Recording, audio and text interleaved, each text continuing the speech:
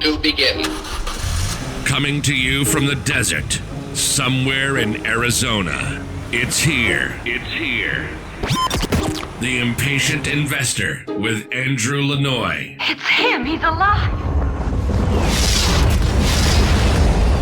If you're looking for new ways to generate wealth and passive income, you're in the right place. You want it all, don't you? You're in the right place. This is the podcast for those wanting to take control and gain freedom through alternative investments. If you're following your mom and dad's investment advice, honey, I'm home. Yeah, this isn't the podcast for you. Do you know what time it is? Why, yes. Yes, I do. I know what you're thinking. This is going to be unbelievable. It's time for the Impatient Investor with Andrew Lanoy. High net worth investors are often ahead of the markets. Take a page from their playbook and diversify sooner than later to avoid significant losses in the equities and bond markets. Recently, Global Data published its annual High Net Worth Asset Allocation Trends 2019 report. It's a 52-page report geared towards wealth managers and projections and analysis regarding investment allocations of high net worth investors and how to meet the demands of these investors. In the report, a common theme kept appearing, that high net worth investors are looking for new means to diversify their portfolios. In the words of the authors of the report, overall, we expect a notable increase in alternatives at the expense of fixed income products over the coming year.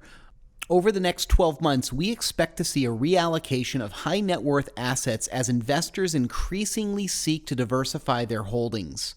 The results of a survey of wealth managers concluded 64.3% of wealth managers expected demand for alternative assets from high net worth investors to rise amidst growing uncertainty. Affluent investors' desire for predictable returns will drive the demand for a consistent rental and dividend income in the form of property and equities. The report was prescient as the rest of the world scrambled to do exactly what high net worth investors had already been planning since the beginning of the year, and that's to diversify their portfolios. The general investing public was scrambling because on August 15th of last year, the Dow dropped 800 points. Not surprisingly, what triggered the sell-off was exactly what high net worth investors were trying to get away from to diversify their portfolios in the first place: fixed income investments in the form of treasuries. So what exactly set this plunge in motion? A phenomenon known as inversion yield curve, which had been a pretty reliable predictor of recessions in the past 60 years. It was all around lousy news in the bond market that day when the 30-year Treasury note saw its yield fall below 2%, its lowest on record. But that wasn't the only alarm. When the 10-year Treasury note dropped below the 2-year bonds yield, a unique situation known as an inversion yield curve happened, and that's when investors headed for the exits. Why? Because this inversion phenomenon has preceded every economic decline in the U.S. for the past 60 years, making that a reliable bellwether of recession. The high net worth investors didn't need to hear about the inversion yield curve to reallocate more of their portfolios to alternatives. Most of them began preparing at the first of the year and most likely before that in preparation for a market correction.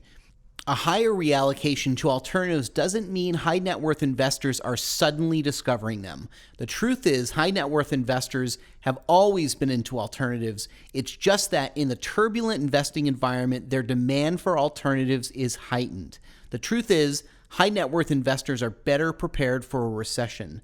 The higher demand for alternatives among high net worth investors compared to the average retail investor is due to the low correlation to Wall Street. An alternative investment, by definition, is a financial asset that does not fall into one of the traditional investment categories, such as stocks and bonds, which are directly tied to Wall Street. Common alternative investments include real estate, private equity, hedge funds, commodities, precious metals, startups, derivatives, venture capital, and cryptocurrency. Because alternatives tend to behave differently than traditional stock and bond investments, they have historically been favored by high net worth investors as a hedge against recessions and inflation for generating above market returns. Alternative assets are not correlated to the stock market, offer diversification, and potentially higher risk-adjusted returns when compared to stocks and bonds. High net worth investors typically brush off news of economic turmoil and sit back and ride out the storm by diversifying away from Wall Street with alternative investments sooner than the average investor. The majority tend to wait too late to make adjustments in their portfolio allocations in hopes the market will rebound. Protect yourself and follow the path of the affluent investor. Invest early in alternative assets.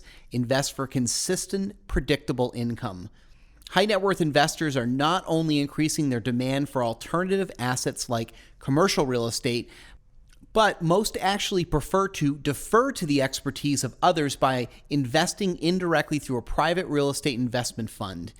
And thanks to recent regulatory changes to securities laws, the playing field has been leveled, allowing investors at all levels to be able to take advantage of alternative investment opportunities to protect themselves from downturns, just like high net worth investors do.